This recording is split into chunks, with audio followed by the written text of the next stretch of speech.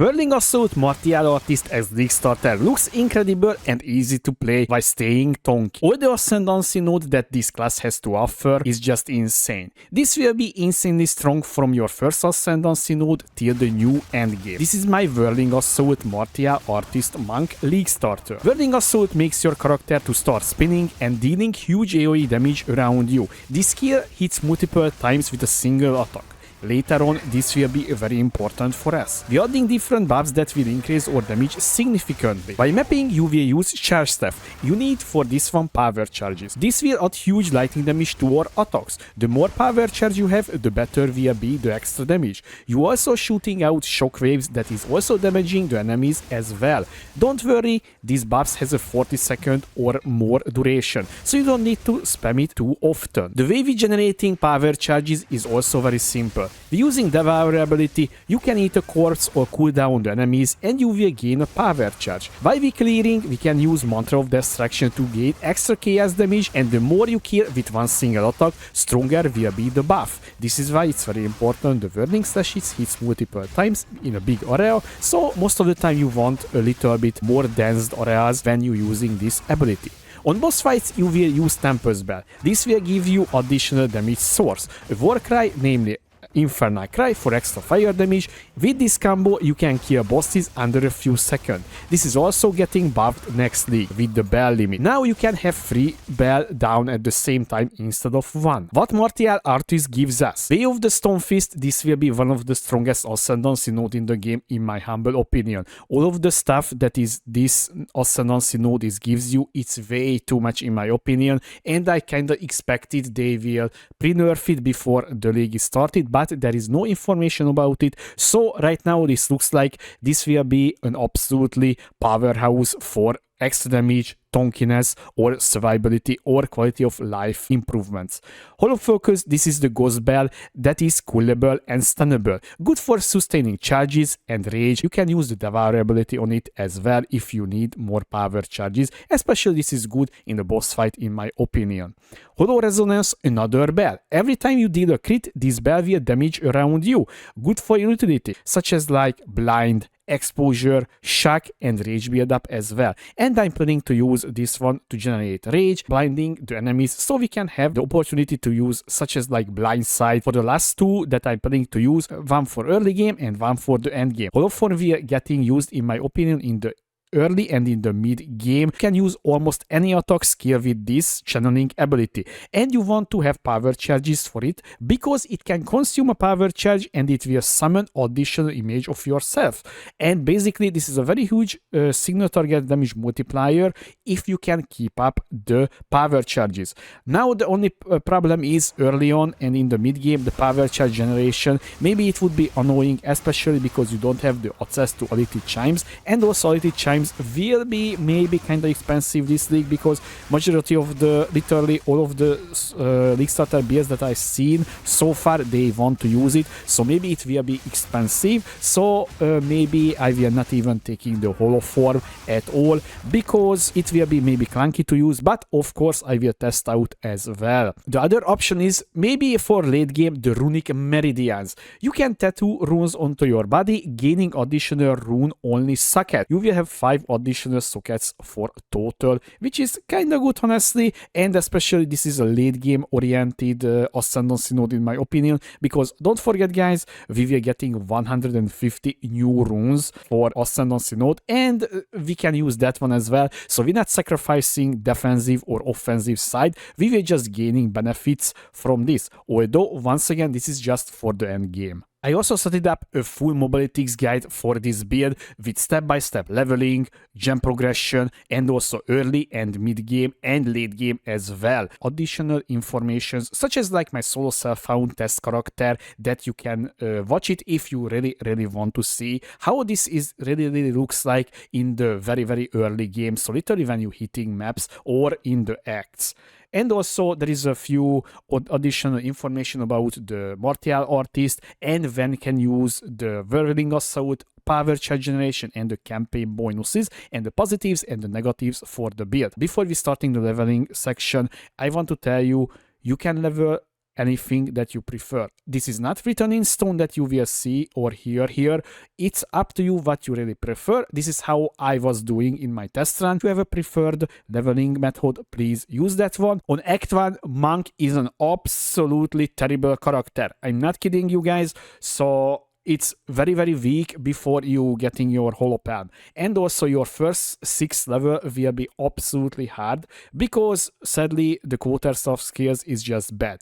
Maybe you can also just use lightning arrow and lightning rod. It's up to you. Maybe I will do that instead of this. I've included in the leveling section as well about this information. But when you're getting the holopalm technique, you will have an absolutely good time because holopalm technique is literally not too far away and you can get before even finishing up Act 1. So you can use this one on the main boss already. Your leveling abilities not changing at all if you're just checking out. So I'm suggesting Glacial Cascade and Frozen Locust combination. Literally, Glacial Cascade is a very strong ability if it can consume the freeze from the target. And your Frozen Locust will freeze the target at the same time as well. And also the Glacial Cascade works like if you hitting at the end of this attack ability, because this is sending out the big multiple waves, if it's hitting the final spike, it will deal massive amount of damage. So it will be pretty damn strong if you can position yourself correctly. But with Frozen Locust, you can pretty damn easily to do that. Target will be getting frozen, and you will use also Tempest Fury to shock the enemy for 50 or extra percentage more shock effect. And from Act 2, literally as you can see guys, your gem setup is not really changing, just only getting added a few extra thing, and basically this is your whole game plan. Glacial Cascade, Frozen Locust, Tempest Fury, and basically that's it. Now when you can swap to Whirling Assault. So swapping to Whirling Assault, technically speaking, you can start playing Whirling Assault around Act 3 and Act 4 starting. But I'm not really suggesting it because honestly, maybe it will be not feel that good. But if you want, you can swap it and see how you're liking it. Also keep in mind the Whirling Assault requires a little bit differently because early on you will not scale any sort of elemental damage. So basically only damage increases from the tree will be increased attack damage and maybe physical damage, and basically that's it. None other stuff will getting increasing your Whirling Assault damage. That's why I'm suggesting to you to swap when you reaching the maps. So now when you swapping to Whirling Assault, basically you need to change majority of your gem setup and also respect your tree. This is why I including here as well a Whirling Assault setup, because you can see here how different is the skill tree, right? There is a big difference, and you will need to respect a little bit for that one before you can even start it. So that's why I'm not really suggesting early swap. For your first Ascendancy node, I'm suggesting to take the Way of the Stone Fist, because once again this will be an absolutely strong node, especially because we don't know effects of this one, and I'm pretty sure we not even seen all of them. So basically guys, be ready to pick up majority of the gloves from the ground and just test it out how you liking it, the mods that you getting with this one. But this will be a pretty good choice. Second time you ascending, you will take the Hollow Focus technique, and this will provide you the Ghost Bell, and also that Ghost Bell can be cool beat down and also stunned, generate rages, and so many goodies with this one as well. And the next one is connected to this one, the Hollow Resonance technique. This is the big bell on your back, because at this point I think you will have critical chance. So this will be proccing pretty damn often, because every single time when you did a crit, this will trigger as well.